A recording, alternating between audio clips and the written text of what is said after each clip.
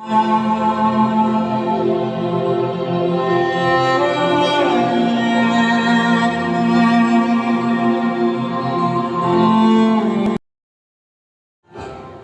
Francisco Ingracio Rizal Mercado y Alejandro ay isinilang noong May 11, 1818 na ipinanganak sa Biñan, Laguna at ang ama ng pambansang bayani ng Pilipinas na si Dr. Jose Rizal.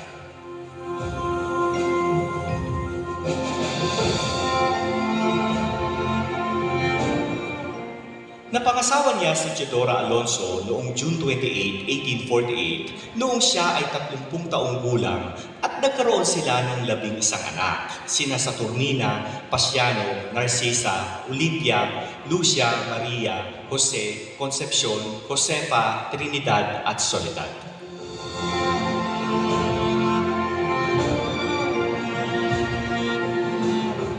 Ang mag-asawa ay nanirahan sa Calamba, Laguna at nagtayo ng bahay taong 1840s. Negosyo sa agrikultura ang kanilang pinagkakaabalahan noon.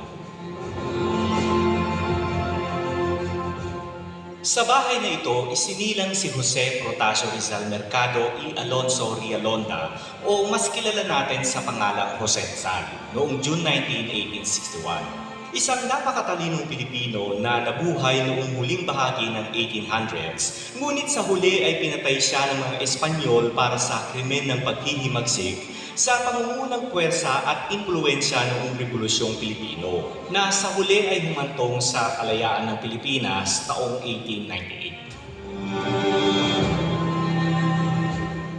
Ang kanyang advokasya para sa mga reforma sa Pilipinas sa ilalim ng mga kamay ng Spanish colonial authorities ay humantong sa kanyang maagang pagkamatay sa edad na 36. Siya ay binaril sa Bagong Bayan, ngayon ay tinawag na Luneta sa Manila, noong December 30, 1896 at taong 1901 idineklara bilang national hero si Dr. Jose Rizal.